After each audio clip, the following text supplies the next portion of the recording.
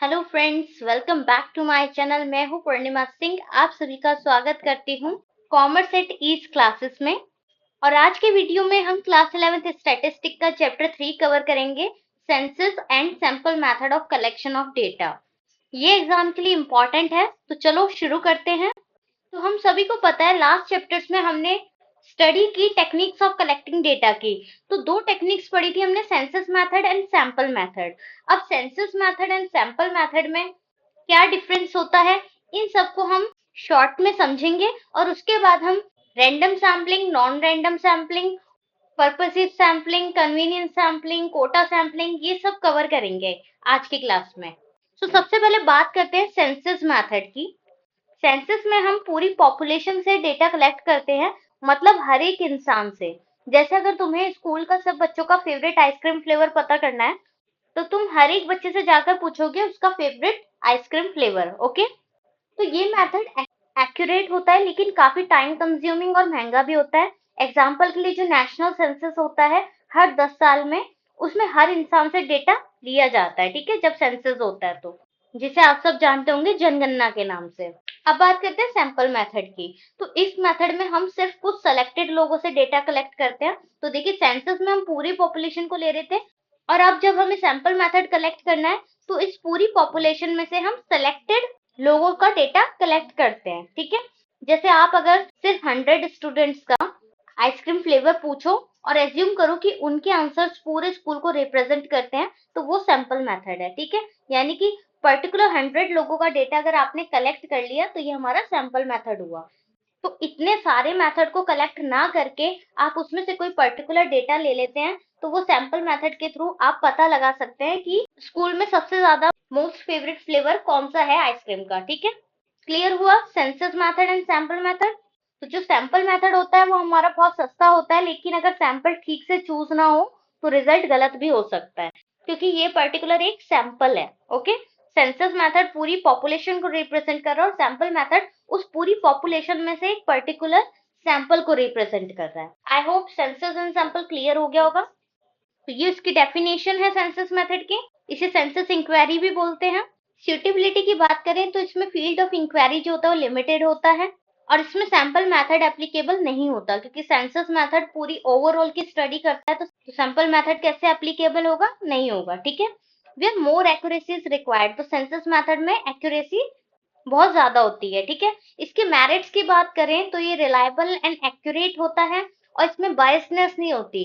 Biasness मतलब पक्षपात होना, ठीक है, क्योंकि सेंसस मेथड में पूरी पॉपुलेशन की ही स्टडी कर रहे हैं हम, तो इसमें बायसनेस कैसे होगी, तो बायस्ड नहीं होता है डेटा जो होता है। स्टडी ऑफ कॉम्प्लेक्स इन्वेस्टिगेशन, तो पूरी कंट्री की पॉपुलेशन का डेटा कलेक्ट करना एक कॉम्प्लेक्स इन्वेस्टिगेशन है, जो कि हमारे सेंसस मेथड के थ्रू ही पॉसिबल है। ओके, और इसके थ्रू जो हमारे रिजल्ट्स होते हैं वो भी एक्यूरेट होते हैं। दैट्स वाई ये हमारा बहुत रिलायबल एंड एक्यूरेट होता है। क्लियर। तो डीमेरिट्स की बात करें तो ये कॉस्टली बहुत होता है सेंसस मेथड, क्योंकि एक एक पर्सन के पास जाके इनको डेटा कलेक्ट करना होता है, तो ये कॉस्ट बहुत ज्यादा लेता है, यानी एक्सपेंसिव होगा, ठीक है। और लार्ज मैन पावर की नीड होती है, क्योंकि एक एक डेटा को कलेक्ट करने के लिए पूरी कंट्री की पॉपुलेशन का डेटा अगर हमें कलेक्ट करना है, ज्यादा से ज्यादा लोग भी चाहिए होंगे जो कि हर स्टेट की पॉपुलेशन के डेटा को कलेक्ट कर पाए, ठीक है। Not suitable for large investigation, तो अगर हमने सिर्फ पॉपुलेशन का डेटा कलेक्ट करना है तो वो सेंसस मेथड के थ्रू इजीली हो जाएगा, बट उसमें ही अगर हम डिफरेंट आइटम्स के डेटा को कलेक्ट करने के लिए बोल देंगे तो वो थोड़ा डिफिकल्ट हो जाएगा, ठीक है, तो ये उसके लिए सुटेबल नहीं होगा। So next one is sample inquiry और सैंपल मेथड। तो बोथ आर सेम, इंक्वायरी बोल लीजिए या मेथड बोल लीजिए, इसका मतलब सैंपल मेथड ही है। तो सैंपल मेथड में सिर्फ कुछ लोगों से डेटा लेते हैं, जो जल्दी और सस्ता होता है, पर एक्यूरेसी सैंपल पे डिपेंड करती है कि अगर हमने जो डेटा कलेक्ट किया है वो कितना रिलायबल है। अगर वो रिलायबल है तो जो एक्यूरेसी है हमारे सैंपल की वो भी ठीक होगी, अगर डेटा सही से कलेक्ट किया गया है तो ये उसकी डेफिनेशन है। सूटेबिलिटी की बात करें, फील्ड ऑफ इंक्वायरीज की वाइड होती है, और यहाँ पर सेंसस मेथड जो है वो नॉट एप्लीकेबल होता है। और सैंपल मेथड में एक्यूरेसी इज नॉट रिक्वायर्ड। बहुत बड़ी पॉपुलेशन में से एक पर्टिकुलर डेटा को उठाकर उस पर स्टडी की गई है, तो जरूरी नहीं है ये करेक्ट ही हो, ठीक है। तो एक्यूरेसी का इसमें फ्लक्चुएशन होता है, कभी करेक्ट हो जाता है और कभी करेक्ट नहीं होता जो भी डेटा कलेक्ट किया गया है। So that's why more accuracy is not required. अगर सैंपल मेथड की मेरिट्स की बात करें तो ये कॉस्ट इफेक्टिव है क्योंकि स्मॉलर ग्रुप की स्टडी की जाती है, स्मॉलर ग्रुप का डेटा कलेक्ट किया जाता है, उस पे स्टडी होती है, तो इसलिए कॉस्ट इफेक्टिव होता है, ज्यादा पैसा नहीं लगता, टाइम भी सेव होता है, मैनेजेबल डेटा होता है कि मैनेज कर सकते हैं हम। और अगर बात करें एक्यूरेसी की, तो अगर सैंपल का जो डेटा है वो सही से कलेक्ट किया गया है, डेटा करेक्ट है, तभी एक्यूरेसी की जो रेट होगी वो हाई होगी। ओके, और अगर डेटा सही से कलेक्ट नहीं किया गया है तो एक्यूरेसी के जो चांसेस है वो कम होंगे। और अगर बात करें फिजिबिलिटी की, तो फिजिबल यानी कि प्रैक्टिकल होना। तो सैंपल मेथड प्रैक्टिकल इसलिए होता है क्योंकि हमें पूरी पॉपुलेशन से डेटा कलेक्ट करने की जरूरत नहीं होती, सिर्फ एक छोटा सा सैंपल ग्रुप लेना पड़ता है जो टाइम और पैसा दोनों बचाता है। और अगर सैंपल सही से चूज किया गया हो तो रिजल्ट भी एक्यूरेट ही होता है। लेकिन अगर सैंपल अच्छा ना हो तो गलत कंक्लूजन आ सकते हैं। अगर हम बड़ी पॉपुलेशन का डेटा कलेक्ट कर रहे हैं तो सैंपल मेथड काफी यूजफुल होता है। तो अब बात करते हैं डीमेरिट्स ऑफ सैंपल मेथड की। तो सबसे पहली कमी है सैम्पलिंग बायस की। सैम्पलिंग बायस क्या है? अगर सैंपल पॉपुलेशन का सही रिप्रेजेंटेटिव नहीं है तो जो रिजल्ट मिलेगा वो इनएक्यूरेट हो सकता है। मतलब अगर सैंपल सही तरह से सेलेक्ट नहीं किया गया है तो पूरी पॉपुलेशन को प्रॉपरली रिप्रेजेंट नहीं करेगा। ठीक है, तो वो हो गया सैम्पलिंग बायस्ड। अगर बात करें एरर इन डेटा की, तो सैंपल कलेक्ट करते वक्त कुछ एरर्स जैसे नॉन रिस्पॉन्स या अंडर कवरेज, इनसे डेटा क्या होता है वो गलत हो जाता है। ठीक है, तो इनएक्यूरेसी हो जाती है। तो नॉन रिस्पॉन्स क्या होता है? नॉन रिस्पॉन्स कुछ लोग जो होते हैं वो जवाब नहीं देते हैं, तो वो नॉन रिस्पॉन्स हो गया।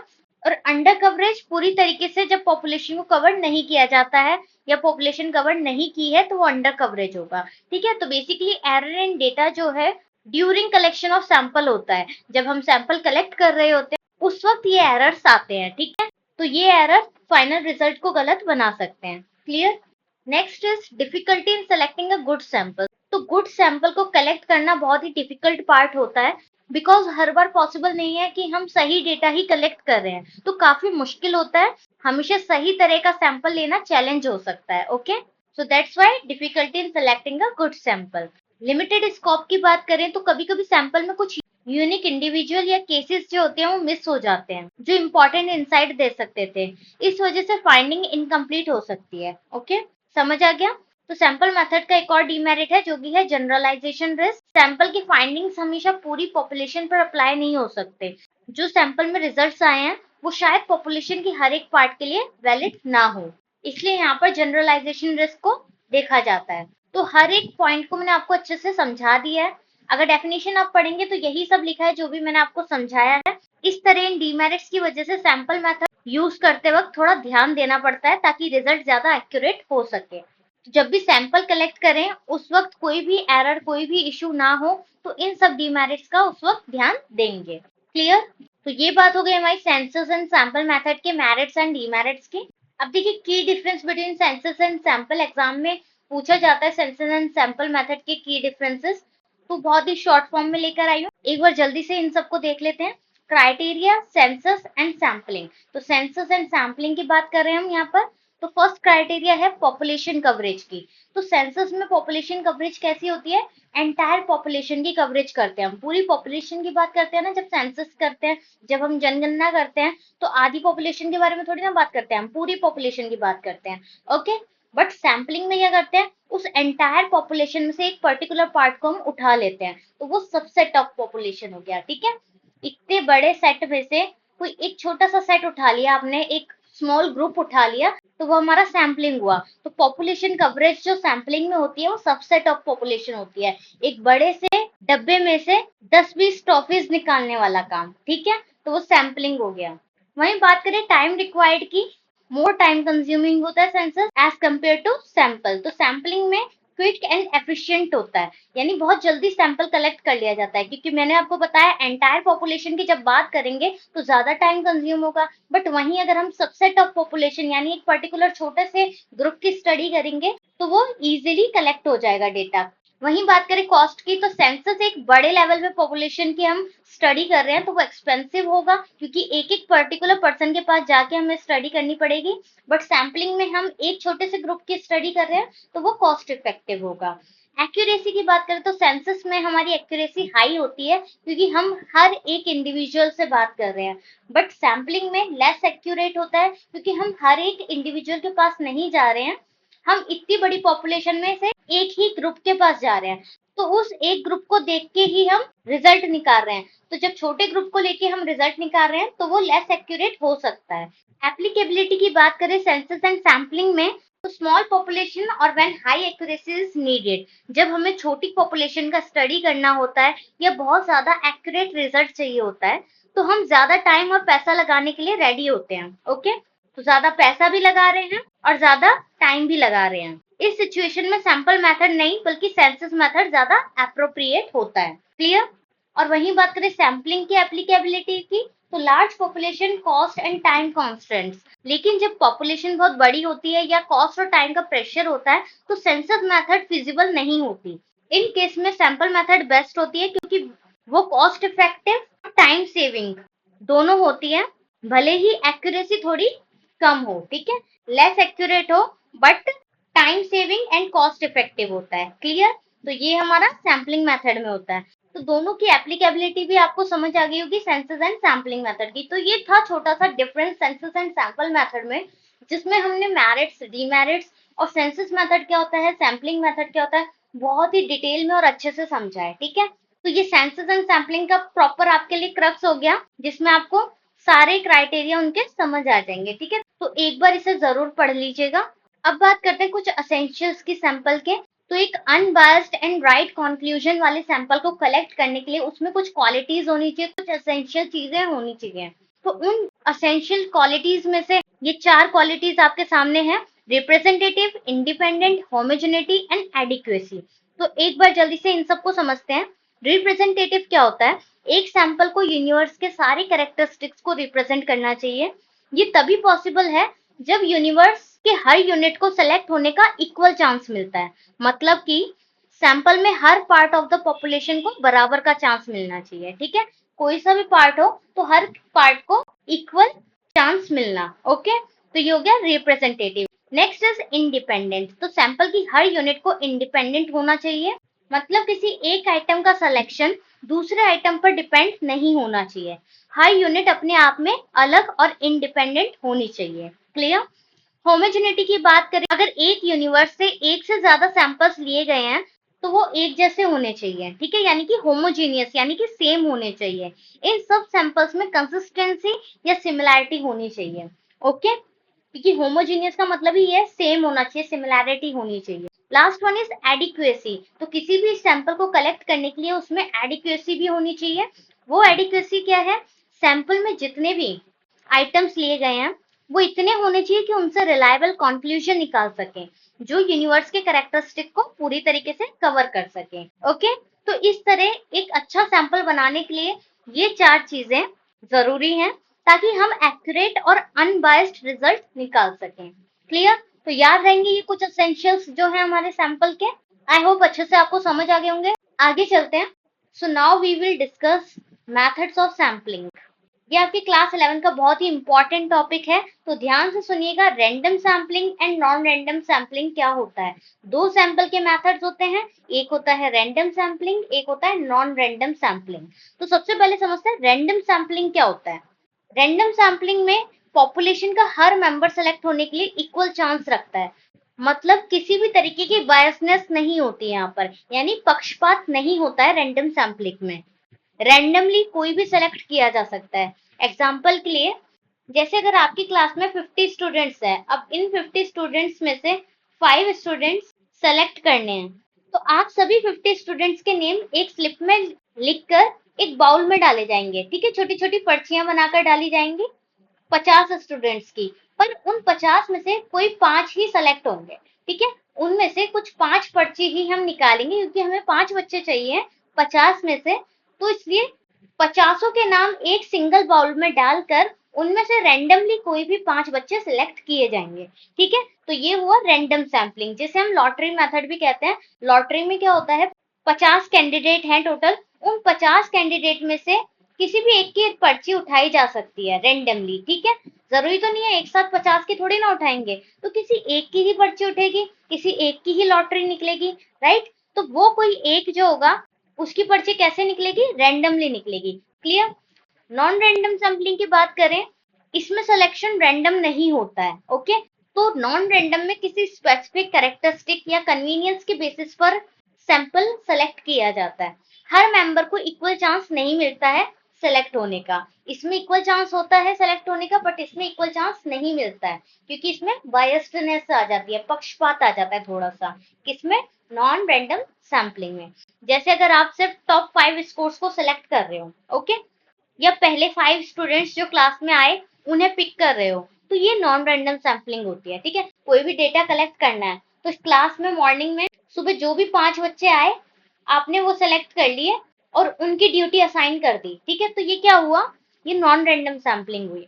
अगर 50 के 50 स्टूडेंट्स क्लास में अवेलेबल होते और उन 50 में से 5 बच्चों को सेलेक्ट किया जाता किसी पर्टिकुलर ड्यूटी के लिए, तो वो हमारा रैंडम सैम्पलिंग होता। आई होप एग्जाम्पल के थ्रू आपको अच्छे से समझ आ गया होगा। तो रैंडम सैम्पलिंग में हम पढ़ेंगे लॉटरी मेथड के बारे में, tables of random numbers, stratified sampling क्या होता है, सिस्टमैटिक सैम्पलिंग क्या होता है। ये सभी हमारे रैंडम सैम्पलिंग के टाइप्स हैं। और अगर नॉन रैंडम सैम्पलिंग की बात करें तो पर्पसेस सैम्पलिंग, क्योंकि किसी पर्टिकुलर पर्पस के लिए किया जाता है। कोटा सैम्पलिंग, कन्वीनियंस सैम्पलिंग, अपनी कन्वीनियंस के अकॉर्डिंग। ठीक है, तो आपको बस ये ध्यान रखना है रैंडम सैम्पलिंग में क्या आएगा, नॉन रैंडम में क्या आएगा, तो ये याद कर लीजिएगा। बाकी इसकी एक्सप्लेनेशन में आपको इजिली अच्छे से समझाऊंगी।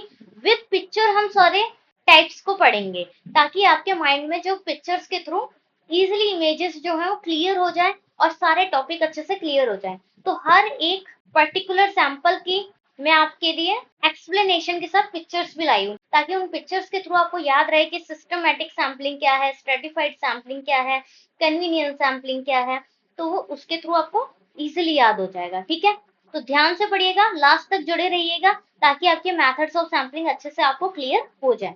तो मैंने आपको बता दिया रैंडम सैम्पलिंग क्या होता है, जब बिना किसी बायसनेस के रैंडमली कोई पर्सन चूज किया जाता है। ठीक है, तो लॉटरी मेथड समझाया मैंने अभी आपको। These slips are shuffled in a box. Some of the slips are drawn to form a sample of the universe. तो इस मेथड में पेपर स्लिप्स होती हैं, उनमें से कोई एक पर्ची सेलेक्ट की जाती है, ये होता है हमारा लॉटरी मेथड। ठीक है, वहीं बात करें टेबल्स ऑफ रैंडम नंबर्स। अब रैंडम नंबर्स है यानी कई सारे नंबर्स है रैंडमली जो लिए गए हैं। ठीक है, कोई भी नंबर ऐसा नहीं है कि सीरीज में हो, अगर ध्यान से देखेंगे तो ये आपकी टेबल है रैंडम नंबर्स की। कोई भी नंबर सीरीज में नहीं है, रेंडमली लिए गए हैं सभी नंबर। तो ये हो गया हमारा टेबल्स ऑफ रैंडम नंबर्स। तो ये आपको टेबल्स कहाँ फाउंड होती है, आपकी टेक्स्ट बुक्स में होती हैं। They are widely used when selecting a random sample without any bias. तो बिना किसी पक्षपात के जब हमें कोई भी सैंपल कलेक्ट करना होता है तो रैंडमली हम इनमें से कुछ भी सेलेक्ट कर लेंगे। ठीक है, तो इसमें कोई भी बायसनेस नहीं होगी। ये सारी जो नंबर्स की लिस्ट है वो कैसे अरेंज की गई है, रैंडमली सीक्वेंस है। कोई भी नंबर किसी सीक्वेंस में नहीं है, रैंडम सीक्वेंस में। ठीक है, अगर सीक्वेंस में होती तो कैसे होती, 1 2 3 4 5 एंड सो ऑन, तो ऐसे होती। बट यहाँ रैंडमली नंबर्स हैं तो इसलिए हम इसे बोलते हैं table of random numbers. Got it. Random sampling के मेरिट्स क्या हैं, this method is free from personal bias of the investigator. जो भी इन्वेस्टिगेटर है, जो डेटा को कलेक्ट कर रहा है, वो इसमें डेटा बायसनेस से कलेक्ट नहीं करेगा, कोई भी पक्षपात नहीं करेगा। सो जो रैंडम सैम्पलिंग होता है वो फ्री होता है पर्सनल बायसनेस से। Clear. Each and every item of the universe stands equal chances of being selected. तो जितने भी हमारे बाउल के अंदर टिकट्स हैं, उस हर एक टिकट को इक्वल चांस मिलेगा सेलेक्ट होने का। क्लियर है, तो हर एक टिकट में से कोई सी भी हम टिकट को सेलेक्ट कर सकते हैं, तो रैंडमली चूज की जाएगी, इसमें कोई बायसनेस नहीं होगी, हर एक पर्ची को इक्वल चांस मिलेगा सेलेक्ट होने का। The universe gets fairly represented by the sample. So random sample is a very simple and straightforward method. बहुत ही easy method है, इसमें किसी को भी कोई भी इशू नहीं होता क्योंकि इसमें कोई भी पक्षपात नहीं हो रहा है, डायरेक्टली सबको इक्वल चांस मिल रहा है। क्लियर। तो ये हमारे मेरिट्स हुए रैंडम सैम्पलिंग के। तो रैंडम सैम्पलिंग में उसके कुछ डीमेरिट्स भी हैं। दो डीमेरिट्स हैं जिसमें से एक है proportionate representation and weightage to certain important items. Example के लिए देखिए, अगर एक पॉपुलेशन में 70% स्टूडेंट्स हैं, ठीक है, और 30% टीचर्स हैं, तो रैंडम सैम्पलिंग के रिजल्ट में हो सकता है कि टीचर्स ज्यादा या कम रिप्रेजेंट हो जाएं। ये इसलिए होता है क्योंकि सिलेक्शन पूरा चांसेस पर बेस्ड होता है। और रैंडम सैम्पलिंग में ऐसा कोई भी मैकेनिज्म नहीं है जो हर ग्रुप को उसके एक्चुअल प्रोपोर्शन के अकॉर्डिंग रिप्रेजेंट करे। ठीक है, प्रोपोर्शन मतलब 70% स्टूडेंट्स का प्रोपोर्शन एंड 30% टीचर्स का। तो रैंडम सैम्पलिंग में कोई भी गारंटी नहीं होती प्रोपोर्शनेट रिप्रेजेंटेशन की। और उसी तरह ये हर एक उसको वेटेज नहीं दे पाता, does not give weightage to certain important items in the universe. Clear, ये दो पॉइंट्स। आगे चलते हैं। Next one is stratified sampling. तो स्ट्रेटिफाइड सैम्पलिंग क्या होता है? इस मेथड में पॉपुलेशन को डिफरेंट ग्रुप या स्ट्रेटा में डिवाइड करते हैं, जैसे एज, जेंडर या इनकम के बेसिस पर। हर ग्रुप से रैंडम सैंपल पिक किए जाते हैं। तो देखिए यहाँ पर स्मॉल पॉपुलेशन ग्रुप्स में बांटा गया है और ये हर एक ग्रुप में से एक रैंडम सैंपल लिया गया है। तो ये हुआ हमारा स्ट्रेटिफाइड सैम्पलिंग। मेरिट्स की बात करें तो रिप्रेजेंटेटिव ऑफ सब ग्रुप्स, कुछ ग्रुप्स की रिप्रेजेंटेशन करना। मोर प्रिसाइज होता है ये because the variability with in each स्टार्टम is smaller. छोटे छोटे ग्रुप्स में बांटते हैं इस वजह से। रेड्यूसेस बायस, इसमें बायसनेस नहीं होती क्योंकि स्ट्रेटिफाइड सैंपल जो है वो हमारा रैंडम सैंपल का पार्ट है, तो बायसनेस रैंडम सैम्पलिंग में होती ही नहीं है। तो ये बेटर रिप्रेजेंटेशन देता है पॉपुलेशन की। क्लियर। अगर डीमेरिट्स की बात करें स्ट्रेटिफाइड सैंपल में, डीमेरिट्स में कॉम्प्लेक्स होता है। अब ये कॉम्प्लेक्स क्यों होता है, कॉम्प्लिकेटेड क्यों होता है? क्योंकि इसे ऑर्गेनाइज करना, इम्प्लीमेंट करना थोड़ा डिफिकल्ट होता है सिंपल रैंडम सैम्पलिंग में। ठीक है। टाइम कंज्यूमिंग होता है क्योंकि 1 से 20 साल की एज ग्रुप के लोगों को एक ग्रुप में लगाएंगे, 20 से 40 एज ग्रुप के लोगों को एक ग्रुप में लगाएंगे, 40 से 60 के लोगों को एक ग्रुप में लगाएंगे। तो इस तरीके से जब सैंपल को ऑर्गेनाइज करके लगाया जाता है तो वो टाइम कंज्यूमिंग हो जाता है। तो इसलिए स्ट्रेटिफाइड सैम्पलिंग जो होता है वो हमारा टाइम कंज्यूमिंग होता है। Difficult if strata are overlapping. अगर स्ट्रेटास जो हैं, स्ट्रेटा क्या होते हैं? ग्रुप होते हैं, छोटे छोटे जो ग्रुप्स होते हैं उन्हें स्ट्रेटास बोलते हैं। ठीक है, ये देखिए यहाँ लिख रखा है सब ग्रुप स्ट्रेटा। तो जब ओवरलैपिंग की प्रॉब्लम आती है, ओवरलैपिंग कैटेगरीज होती है, उस वक्त डिफाइन करना डेटा को डिफिकल्ट हो जाता है। तो ये इसकी डीमेरिट्स हैं। क्लियर। बहुत शॉर्टकट में लिखा है तो स्ट्रेटिफाइड सैम्पलिंग की डेफिनेशन भी आपको अच्छे से समझ आ जाएगी, साथ ही साथ उसके 3 मेरिट्स एंड डीमेरिट्स भी समझ आ जाएंगे। और अगर आपको पिक्चर याद रह गई तो आपको स्ट्रेटिफाइड सैम्पलिंग का प्रॉपर्ली अपने मेरिट्स एंड डीमेरिट्स सभी आप अच्छे से लिख सकते हैं। ठीक है। उसी तरह हमारा सिस्टमेटिक सैम्पलिंग होती है। सिस्टमेटिक सैम्पलिंग में हम एक फिक्स्ड इंटरवल फॉलो करते हैं सिलेक्शन के लिए। पहले एक रैंडम स्टार्टिंग पॉइंट डिसाइड करते हैं, लाइक ये पॉपुलेशन है, उसमें से हमने रैंडमली 2 चूज कर लिया। ठीक है, तो ये हमारा स्टार्टिंग पॉइंट हो गया। और उसके बाद हर nth मेंबर को सेलेक्ट करते हैं। तो देखिए यहाँ पर 2 ले लिया, फिर 2 को स्किप किया, फिर 5 ले लिया, फिर 2 को स्किप किया, फिर 8 ले लिया, फिर 2 को स्किप किया, फिर 11 ले लिया। ठीक है, सैंपल एवरी थर्ड। तो जो भी थर्ड पे आ रहा है उनमें से हम सैंपल को उठा लेंगे। ठीक है, 1 2 3, 1 2 3, 1 2 3। ठीक है, इस तरीके से हमने सैंपल कलेक्ट किया सिस्टमेटिकली। इसे बोलेंगे हम सिस्टमेटिक सैम्पलिंग। क्लियर हुआ? डेफिनेशन एक बार पढ़ लीजिएगा। मेरिट्स की बात करें इसकी तो सिंपल टू यूज होता है, इजी होता है इम्प्लीमेंट करना, फास्टर देन रैंडम सैम्पलिंग। ये इसका एक मेरिट है कि रैंडम सैम्पलिंग से भी ज्यादा फास्ट होता है। बहुत इजीली हम पॉपुलेशन को कलेक्ट करने के बाद उसमें से nth नंबर ऑफ पर्सन को उठा लेंगे। ठीक है, किस लिए उठाना है? डेटा के लिए। ओके, जब हम सैंपल कलेक्ट करेंगे उस वक्त हर nth पर्सन को ले लेंगे अपने डेटा के लिए। लास्ट मेरिट है इसका गुड फॉर लार्ज पॉपुलेशन। तो लार्ज पॉपुलेशन में ये सिस्टमेटिक जो सैम्पलिंग है वो बहुत ही अच्छा रिजल्ट देता है। क्लियर। डीमेरिट्स की बात करें तो रिस्क ऑफ पैटर्न बायस। कभी कभी रिस्क हो जाता है, जो पैटर्न यूज कर रहे हैं हम वो कभी कभी पक्षपात आ जाता है, उसमें बायसनेस आ जाती है, तो रिजल्ट बायस्ड हो सकता है। Less random, not as purely random as simple random sampling. Purely random नहीं बोल सकते हम सिंपल रैंडम सैम्पलिंग की तरह, as it follows a fixed interval. Or last one is requires population list. Like simple random sampling, it requires a complete list of the population. तो population की पूरी list होनी चाहिए हमारे पास, तभी हम easily systematically sample को collect कर सकते हैं और unbiased result निकाल सकते हैं। Otherwise biased result निकलेगा। तो population की जो list की जानकारी है वो आपके पास सही होनी चाहिए। क्लियर? सिस्टमेटिक समझ आ गया? अब बात करते हैं नॉन रैंडम सैम्पलिंग की। तो नॉन रैंडम सैम्पलिंग क्या होता है मैंने अच्छे से समझा दिया। उसमें से आपसे बेसिकली पूछा जाता है पर्पसिव सैम्पलिंग क्या होता है, जिसको हम डेलिब्रेट सैम्पलिंग भी बोलते हैं। So it is also type of non random sampling. Clear. जो पर्पसिव सैम्पलिंग होता है उसमें सिलेक्शन जो होता है वो इंटेंशनली कलेक्ट किया जाता है। तो पर्पसेस सैम्पलिंग या जजमेंटल सैम्पलिंग में रिसर्चर अपनी जजमेंट के बेसिस पर सैंपल चूज करता है। इसमें स्पेसिफिक पर्पस के लिए मेंबर सेलेक्ट किए जाते हैं जो स्टडी के लिए रेलेवेंट होते हैं। एग्जाम्पल के लिए, जैसे अगर आपको ओनली एक्सपीरियंस टीचर का सर्वे करना है तो आप सिर्फ उन्हीं टीचर को सिलेक्ट करोगे जो काफी सालों से टीचिंग कर रहे हो, ठीक है। तभी एक्सपीरियंस टीचर्स पता चलेंगे आपको, क्योंकि वो काफी सालों से पढ़ा रहे हैं। उसी तरह मैंने यहाँ पर एक एग्जाम्पल दिया रिसर्चर का, एक बार उसे पढ़ लीजिएगा। बाकी पर्पसिव आपको समझ आ गया। अगर आपको एक्सपीरियंस टीचर का सर्वे करना है तो आप उन्हीं टीचर्स को सेलेक्ट करोगे जो काफी सालों से टीचिंग कर रहे हैं। तो पर्पस क्लियर होना चाहिए कि आपका पर्पस क्या है, उसके अकॉर्डिंग आप डेटा को कलेक्ट कर लेते हैं, तो वो हमारा नॉन रैंडम सैम्पलिंग में आ जाता है। पर्पसिव सैम्पलिंग के मेरिट्स की बात करें तो फोकस्ड एंड रेलेवेंट डेटा होता है इसका, एफिशिएंट होता है, यूजफुल फॉर स्पेशलाइज्ड रिसर्च। जब हम पर्टिकुलर कोई रिसर्च कर रहे होते हैं तब इसका यूज होता है, क्योंकि मैंने आपको पहले ही बोला कि ये एक पर्टिकुलर पर्पस के लिए सैंपल कलेक्ट किया जाता है। तो जब कोई पर्पस होता है तो वो एक स्पेशलाइज्ड रिसर्च के लिए किया जा रहा है। वहीं बात करें डीमेरिट्स की पर्पसिव की, तो सबसे बड़ा डीमेरिट है कि ये सब्जेक्टिव होता है।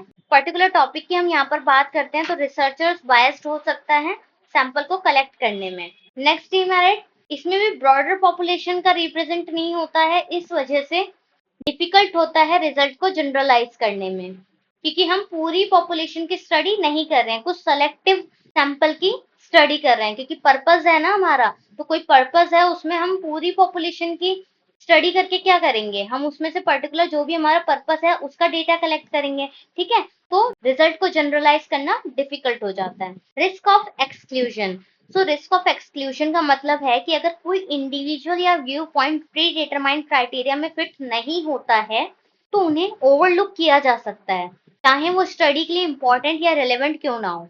एग्जाम्पल के लिए, अगर एक रिसर्चर पार्टिसिपेंट्स को कुछ स्पेसिफिक क्वालिफिकेशंस या एक्सपीरियंस के बेसिस पर सेलेक्ट कर रहा है तो वो ऐसे लोगों को अनइंटेंशनली एक्सक्लूड कर सकता है जिनके पास वैल्यूएबल पर्सपेक्टिव है और वो एग्जैक्ट क्राइटेरिया को मीट नहीं करते हैं। ओके, यानी कि उसकी क्वालिफिकेशन या एक्सपीरियंस उतना नहीं है जितना रिसर्चर को चाहिए।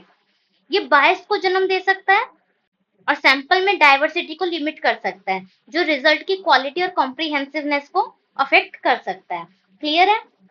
तो जब रिसर्चर कोई डेटा को कलेक्ट कर रहा है तो उसमें थोड़े से अपने पर्सपेक्टिव भी डाल रहा है, तो उस वक्त बायसनेस हो सकती है। इसलिए जो पर्पसिव हमारा सैम्पलिंग है वो नॉन रैंडम सैम्पलिंग में आता है, क्योंकि बायसनेस नॉन रैंडम सैम्पलिंग में ही होती है। तो अगर रिसर्चर के प्री डिटरमाइंड क्राइटेरिया में फिट हो रहा है तो ठीक है, अदरवाइज वो एक्सक्लूजन कर सकता है। Okay, next one is quota sampling. Quota sampling में पॉपुलेशन को स्पेसिफिक कोटास में डिवाइड किया जाता है।